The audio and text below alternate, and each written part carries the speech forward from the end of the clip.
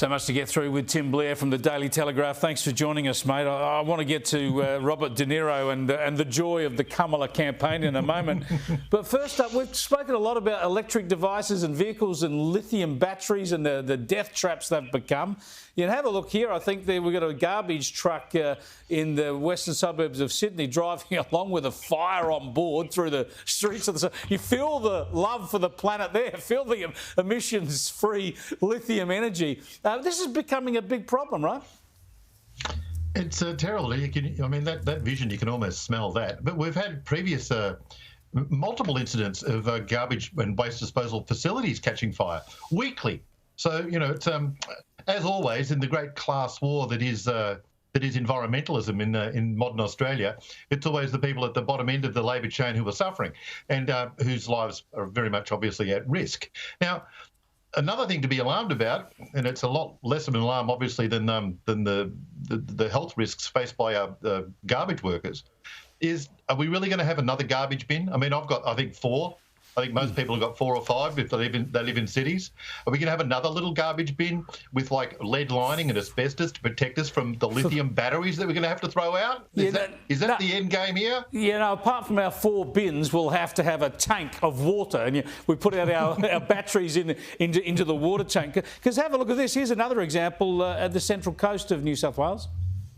A Central Coast garbage truck driver had to dump his load onto the appropriately named Sparks Road on Wednesday after it burst into flames. Firefighters put out the blaze, later discovering a robot vacuum cleaner, mobile phone and children's toys, all containing lithium batteries.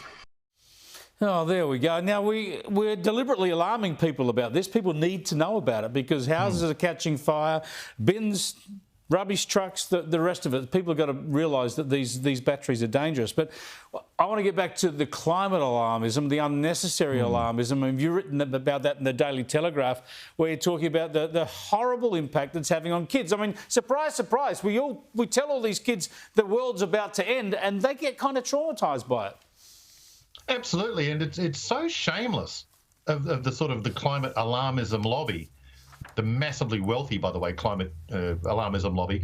They go around terrifying children, and then when the children are terrified, they say, look, the children are terrified, we're going to do something about the climate. But, of course, as most even children realise, climate change is very different from being frightened by something called climate change. The fear of it doesn't prove it.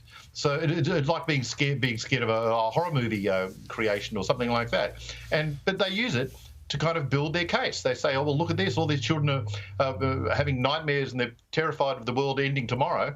Well, that's just cruel, and that's exploiting the cruelty as well. It is. I mean, as I showed yesterday, you got Prince Charles, when all these predictions about losing the polar ice cap and the like don't come true, he just cites the latest natural disasters and as if we've never had them before. I mean, there'll always be natural disasters to cite, but we're telling kids that these are worse and we've never had them before, and kids are understandably very frightened. And look at this, here's a tweet from Joe Biden, a bloke who now is the leader of the free world, and he said back in 2019 that science tells us that how we act or fail to act in the next 12 years will determine the very livability of our planet. So that's the sort of fear they're pushing down our kids' throats. Yep.